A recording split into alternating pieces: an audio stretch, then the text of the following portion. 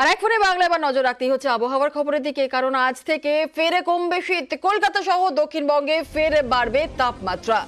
আগামী 3 থেকে 4 দিনে 2 থেকে 3 ডিগ্রি সেলসিয়াস তাপমাত্রা বাড়বে, এমনটাই অনুমান করা হচ্ছে, এমনটাই বলছে হাওয়া অফিস। আর কি বলছে হাওয়া অফিস, আরো বিস্তারিত আপডেট নেব। আমাদের সঙ্গে রয়েছেন আমাদের প্রতিনিধি বিশ্বজিৎ সাহা। বিশ্বজিৎ, হাওয়া অফিস কি দিচ্ছে আপডেট?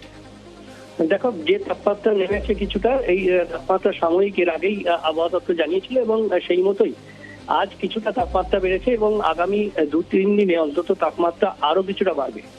অর্থাৎ আরো 2 থেকে 3 ডিগ্রি সেলসিয়াস তাপমাত্রা বাড়তে পারে এবং আগামী সপ্তাহে আরো একটা শীতের স্পেল আসার সম্ভাবনা। আমরা দেখেছি যে ডিসেম্বর মাসে 12 থেকে 22 এই 10 দিনের একটা শীতের স্পেল ছিল এবং ঠিক সেই মতোই আরো একটা শীতের স্পেল আসবে আগামী সপ্তাহের মাঝামাঝি, অর্থাৎ বুধবার থেকে সেই শীতের স্পেল শুরু হওয়ার সম্ভাবনা, এমনটাই জানাচ্ছে আলিপুর আবহাওয়া দপ্তর। অন্যদিকে বৃষ্টির সম্ভাবনা থাকছে পশ্চিমের জেলা সহ 9 জেলায় আগামী 4 থেকে 6 এই তারিখের মধ্যে, অর্থাৎ শুক্রবার থেকে রবিবারের মধ্যে এই বৃষ্টির সম্ভাবনা থাকছে।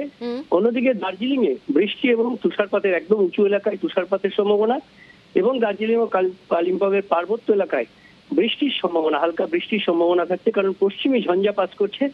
আর এই পশ্চিমী ঝঞ্ঝা পাস হয়ে গেলে তারপর আগামী সপ্তাহে আরো একবার পাড়া পতনের সম্ভাবনা। জুনেলা, বেশ বেশ বেশ, একেবারে ধন্যবাদ বিশ্বজিৎ।